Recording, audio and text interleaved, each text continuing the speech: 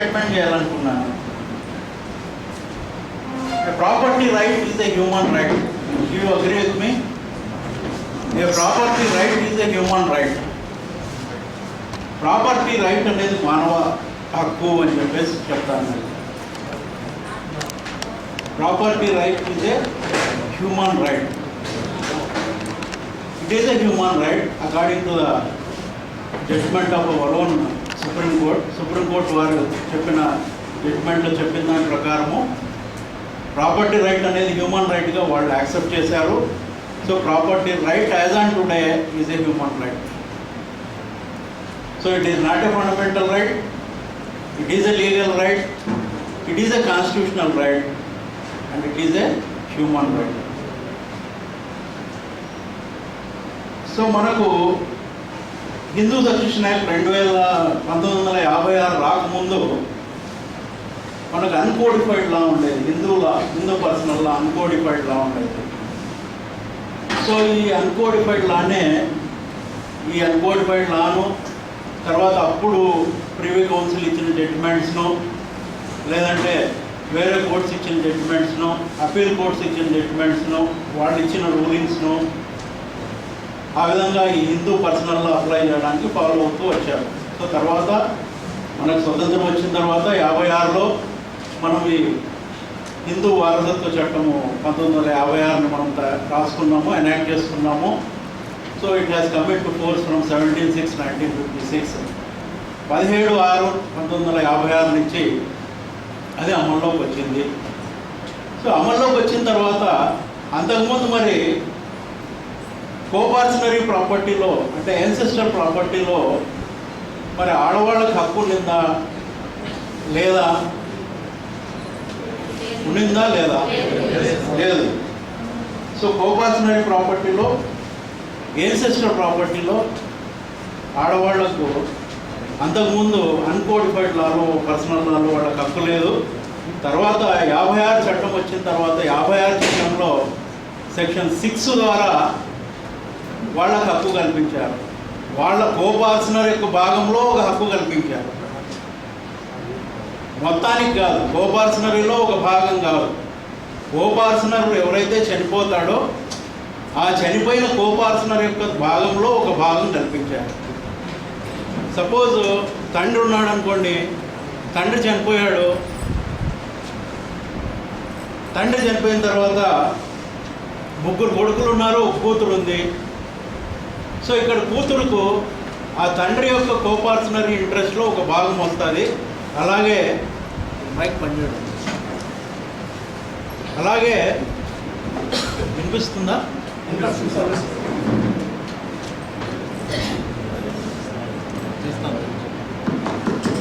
అలాగే కొడుకులకు కూడా సమాన హక్కు వస్తుంది కూతురుతో పాటు. ఆమె అతని ఇంట్రెస్ట్లో ఒక చిన్న పార్ట్ తీసుకుంటే ఈ కొడుకులు వాళ్ళు తీసుకుంటే కోపార్షనరీ ఇంట్రెస్ట్ రైట్ కాకోకుండా మళ్ళీ తండ్రి గారికి ఉన్న రైట్లో వాళ్ళు కూడా దాంట్లో కూడా వాళ్ళు భాగం తీసుకుంటారు. That is what section 6 of 1956 act says. అయితే సెక్షన్ 6(1) ఏం చెప్తుందంటే ఒక కోపార్షనర్ చనిపోతే కోపార్షనర్ ఇంట్రెస్ట్ మితాక్షర కోపార్షనర్ ఇంట్రెస్ట్ ఉన్న ఒక కోపార్షనర్ చనిపోతే అతనికి అది సర్వైవర్షిప్ ద్వారా వేరే వాళ్ళకి వెళ్తుంది అని చెప్తుంది. సో ఇక్కడ సర్వైవర్షిప్ అంటే ఏంటంటే కోపార్షనరీ, యాన్సెస్ట్రల్ ప్రాపర్టీ, జాయింట్ ప్రాపర్టీ గురించి నేను తర్వాత చెప్తాను. సో అదే ముందు చెప్పుకుందాం, ఎందుకంటే అక్కడ క్లారిటీ రాకపోతే మనకు వాట్ ఈజ్ వాట్ అనేది తెలియదు. సో ఇక్కడ యాన్సెస్ట్రల్ ప్రాపర్టీ అంటే ఏంటి, కోపార్షనరీ ప్రాపర్టీ అంటే ఏంటి, జాయింట్ ఫ్యామిలీ ప్రాపర్టీ అంటే ఏంటి? సో దీనిపైన మనకు క్లారిటీ లేకపోతే మనం చట్టాన్ని ఎంత చదివినా కూడా ప్రయోజనం ఉండదు. సో ముందుగా యాన్సెస్ట్రల్ ప్రాపర్టీ అంటే ఏంటో మరి మీరే చెప్పాలి. What is ancestral property? మనకు డిఫరెన్స్ తెలియాలి. యాన్సెస్ట్రల్ ప్రాపర్టీకి, కోపార్షనరీ ప్రాపర్టీకి, జాయింట్ ఫ్యామిలీ ప్రాపర్టీకి, సెల్ఫ్ అక్వైర్డ్ ప్రాపర్టీకి డిఫరెన్స్ తెలియకపోతే మనము అప్పుడప్పుడు తప్పులు చేస్తూ ఉంటాం మనం కేసులు వేసేటప్పుడు. సో ఏన్సెస్ట్రల్ ప్రాపర్టీ అంటే తాతల కాలం నాటి వచ్చిన ఆస్తిని ఇక్కడ ఏన్సెస్ట్రల్ ప్రాపర్టీగా చెప్తున్నారు. అంటే father, fathers father, fathers fathers father, so వాళ్ళ నుంచి వచ్చిన ప్రాపర్టీని సన్నుకు, సన్స్ సన్నుకు, సన్స్ సన్స్ సన్నుకు ఈ ప్రాపర్టీ చెందుతుంది. సో ఈ విధంగా తాతల నుంచి వచ్చింది ఆ ఆస్తి కాబట్టి దాన్ని మనము ఏన్సెస్ట్రల్ ప్రాపర్టీ అని చెప్పేసి అంటున్నాం. సో అది ఒక అండర్స్టాండింగ్, సో అది ఒక ఎక్స్ప్లెనేషన్. సో ఏన్సెస్ట్రల్ ప్రాపర్టీ అంటే మనకు తాతల నుంచి ముత్తాతల నుంచి ఆస్తి వచ్చింది కాబట్టి ఆ ఆస్తిని మనము ఏన్సెస్ట్రల్ ప్రాపర్టీ అనేసి చెప్పుకుంటున్నాం. Then what is the coparcenary property? Coparcenary property అంటే ఏంటి మరి? So within the joint family of a Hindu, within the Hindu joint family, అంటే ఒక హిందూ జాయింట్ ఫ్యామిలీలో ఒక కోపర్సనరీ అనే గ్రూప్ సపరేట్గా ఉంటుంది. ఒక హిందూ జాయింట్ ఫ్యామిలీలో, ఒక హిందూ అన్డివైడెడ్ జాయింట్ ఫ్యామిలీలో ఒక కోపర్సనరీ గ్రూప్ అనేది సెపరేట్గా ఉంటుంది. సో ఈ గ్రూప్లో మరి ఎవరు ఉంటారా? ఎవరుంటారు మరి ఈ గ్రూప్లో? సో ఓన్లీ మేల్ మెంబర్స్ మాత్రమే కోపర్సనర్స్గా ఉంటారు. సో ఇందాక చెప్పుకున్నట్టు మనము ఏన్సెస్ట్రల్ ప్రాపర్టీ అని చెప్పేసి చెప్పుకున్నాం.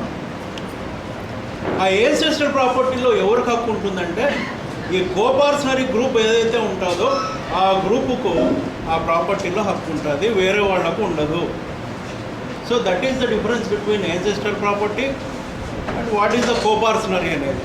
ఇక్కడ కోపర్సనర్ ఆ ప్రాపర్టీని తీసుకుంటున్నాడు కాబట్టి, కోపర్సనర్కి ఆ ప్రాపర్టీ వెళ్తుంది కాబట్టి దాన్ని మనం కోపర్సనరీ ప్రాపర్టీ అని కూడా అంటున్నాం. So ancestral property and coparcenary property virtually is one and the same property, there is no difference. అలాగే then we come to the joint family property. So joint family property అంటే ఏంటి మరి? జాయింట్ ఫ్యామిలీ ప్రాపర్టీ అన్నా కూడా మనం కొన్ని సందర్భాల్లో ఏన్సెస్ట్రల్ ప్రాపర్టీని సూచించడానికి, ఇండికేట్ చేయడానికి, కోపర్సనరీ ప్రాపర్టీని ఇండికేట్ చేయడానికి జాయింట్ ఫ్యామిలీ ప్రాపర్టీ అనే వర్డ్ కూడా యూజ్ చేస్తున్నాం. అయితే ఇక్కడ ఒక డిఫరెన్స్ ఉంది.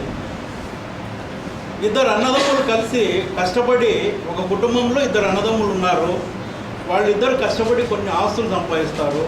ఆ ఆస్తులన్నీ కూడా జాయింట్ ఫ్యామిలీ ప్రాపర్టీస్ అవుతాయి. సో ఇక్కడ దానికి ఏన్సెస్ట్రల్ ప్రాపర్టీ నేచర్ కానీ కోపర్సనరీ ప్రాపర్టీ నేచర్ కానీ లేదు. సో వాళ్ళు తమ యొక్క శ్రమతో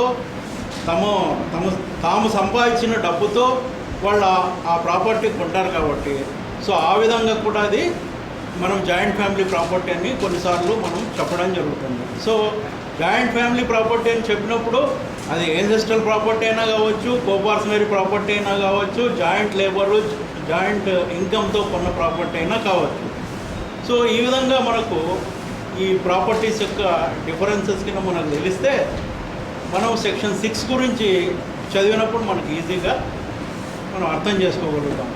సో సెక్షన్ 6 ఆఫ్ 1956 యాక్ట్కి వచ్చేటప్పటికి, సో మితాక్షర కోపర్సనరీ ప్రాపర్టీలో ఇంట్రెస్ట్ ఉన్న వ్యక్తి చనిపోతే అది సర్వైవర్షిప్ ద్వారా వేరే వాళ్ళకి వెళ్తుంది అన్నారు. సర్వైవర్షిప్ అంటే ఏంటంటే ఒక కోపర్సనర్, ఇప్పుడు ఇందాక చెప్పుకున్నాం మనం, ఒక గ్రూప్ ఉంటుంది అని చెప్పేసి, ఆ గ్రూప్లో కోపర్సనర్స్ మాత్రమే ఉంటారు, అంటే ఓన్లీ మేల్ మెంబర్స్ మాత్రమే ఉంటారు.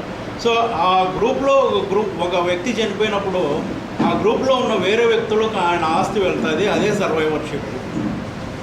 కానీ దాని కింద ఉన్న ప్రావిజో ఏం చెప్తుందంటే ఆ కోపర్సనర్ చనిపోయినప్పుడు ఎవరైనా ఫీమేల్ రిలేటివ్ ఉంటే లేదా male relative left by female relative ఉంటే ఆ ప్రాపర్టీలో వాళ్ళకు కూడా హక్కు ఉంటుంది అని చెప్తుంది. So a small portion of the property is given to the female relatives by virtue of a proviso under section 6(1) of Hindu succession act 1956. సో అది అప్పుడు వాళ్ళు కల్పించిన హక్కు. అంటే మొత్తంగా కోపర్సనరీ ప్రాపర్టీలో వాళ్ళు హక్కు కల్పించలేదు, కేవలము ఆ కోపర్సనర్ యొక్క ఇంట్రెస్ట్లో ఒక పార్ట్ మాత్రమే, ఒక షేర్ మాత్రమే వాళ్ళకి ఇస్తారు, ఫీమేల్ రిలేటివ్స్కి ఇస్తారు అని చెప్పేసి ఆ ప్రావిజో చెప్పాను. సో ఇక్కడున్న ఇంకొక సమస్య ఏంటంటే, ఇంకొక అనామలీ ఏంటంటే, ఈ కోపార్సనర్ మరి తన ప్రాపర్టీని డిస్పోజ్ చేసుకోవచ్చా? ఇప్పుడు కోపార్సనర్ ఎవరైతే ఉంటాడో తర్వాత చనిపోయిన వ్యక్తి తన జీవిత కాలంలో మరి దాన్ని డిస్పోజ్ చేసుకోవచ్చా? ఆయన అన్డివైడెడ్ షేర్ను డిస్పోజ్ చేసుకోవచ్చా? Whether a coparcener can dispose of his undivided interest in the coparcenary property? Yes, he can dispose of, but he cannot gift away. ఆయన గిఫ్ట్ ఇవ్వడానికి లేదు, కానీ డిస్పోజ్ చేయొచ్చు. ఆయన ప్రాపర్టీని క్రెడిటర్స్ అటాక్ చేసుకొని అమ్ముకోవచ్చు, ఆయన షేర్ను క్రెడిటర్స్ అటాక్ చేసుకొని అమ్ముకోవచ్చు, అలాగే ఆయన అమ్మవచ్చు, కానీ గిఫ్ట్ ఇవ్వడానికి లేదు. అయితే మనము సెక్షన్ 6 చదివినట్టయితే ప్రావిజో తర్వాత వీల్నామా ద్వారా అతను డిస్పోజ్ చేయొచ్చు అని చెప్పేసి సెక్షన్ 6 కింద ప్రావిజో కింద ఉంటుంది. సో ఒకవేళ ఆ కోపార్సనర్ తన ఇంట్రెస్ట్ను, కోపార్సనర్లో ఉన్న తన ఇంట్రెస్ట్ను వీల్నామా ద్వారా డిస్పోజ్ చేస్తే ఇక్కడ ఆడపిల్లలకు కానీ ఫీమేల్ రిలేటివ్స్ కానీ వచ్చే ఇంట్రెస్ట్ ఏమీ ఉండదు. ఆయన డిస్పోజ్ చేయకపోతే, ఇఫ్ ఈ డైస్ ఇంటెస్టేట్, అంటే టెస్టమెంటరీ సక్సెషన్ లేకోకుండా చనిపోతేనే, ఇంటెస్టేట్ అయితేనే ఇక్కడ ఫీమేల్ రిలేటివ్స్కు ఆయన వదిలిపోయిన ఒక ఇంట్రెస్ట్లో ఒక పార్ట్ మాత్రమే వాళ్ళకు వస్తుంది. అది మనకు సెక్షన్ 6 ఆఫ్ ఓల్డ్ యాక్ట్ 1950, అంటే అదే యాక్ట్ ఇప్పటికి కూడా ఉన్నది. ఐ మీన్ అమెండ్మెంట్ బిఫోర్ ఉన్న సెక్షన్, అది సెక్షన్ 6. సో ఇది చెప్పుకునే ముందు మనం ఎన్టీ రామారావు గారి గురించి కూడా చెప్పుకోవాలి. ఎందుకంటే ఆయన గురించి మాట్లాడుకోకుండా మనకు ముందుకు పోయే పరిస్థితి లేదు. ఎందుకంటే అమెండెడ్ యాక్ట్ ఆయన తీసుకొచ్చాడు. 1986లో ఎన్టీ రామారావు గారు ఈ Hindu succession AP amendment act తీసుకొచ్చాడు. అది మనకు 5/9/1985 నుంచి 5/9/1985 నుంచి అమల్లోకి వచ్చింది. సో ఆయన ఏం చేశాడంటే, is the first person, Kerala తర్వాత NT Rama Rao was the first person to give right to the daughters in a coparcenary property, in ancestral property. అంతకుముందు కేరళ చట్టం ఉండింది, తర్వాత మనకి ఏపీ అమెండ్మెంట్ వచ్చింది. 86లో ఏపీ అమెండ్మెంట్ వచ్చి, సో కూతుళ్ళకు కూడా యాన్సెస్ట్రల్ ప్రాపర్టీలో, కోపార్సనరీ ప్రాపర్టీలో ఆయన సమాన హక్కు కల్పించాడు కొడుకులతో పాటు. సో ఈ చట్టం అనేది ఇందాక చెప్పినట్టు 5/9/85 నుంచి అమల్లోకి వచ్చింది. సో 5/9 అనేది అమల్లోకి వచ్చిన తర్వాత ఆయన ఒక రైడర్ పెట్టాడు. అందులో ఈ చట్టం అనేది, ఈ అమెండెడ్ ప్రావిజన్స్ అనేటివి, అంటే section 29A, section 29B, section 29C, section 29, అంటే మెయిన్ చట్టంలో సెక్షన్ 29 తర్వాత వీటిని ఇన్సర్ట్ చేశారు. 29A, 29B, 29C అని చెప్పేసి ఇన్సర్ట్ చేశారు. సో ఆ ఇన్సర్షన్ ప్రకారము 29 కింద ఆయన చేశాడు కాబట్టి దాని ప్రకారం ఏంటంటే వాళ్ళకి సమాన హక్కు కల్పించాడు. అయితే ఒక రైడర్ పెట్టాడు ఆయన. ఆ రైడర్ ఏంటంటే 5/9/85కు ముందు వాళ్ళు మ్యారేజెస్ చేసుకుంటే వాళ్లకు హక్కు రాదు అని చెప్పేసి ఒక రైడర్ పెట్టాడు.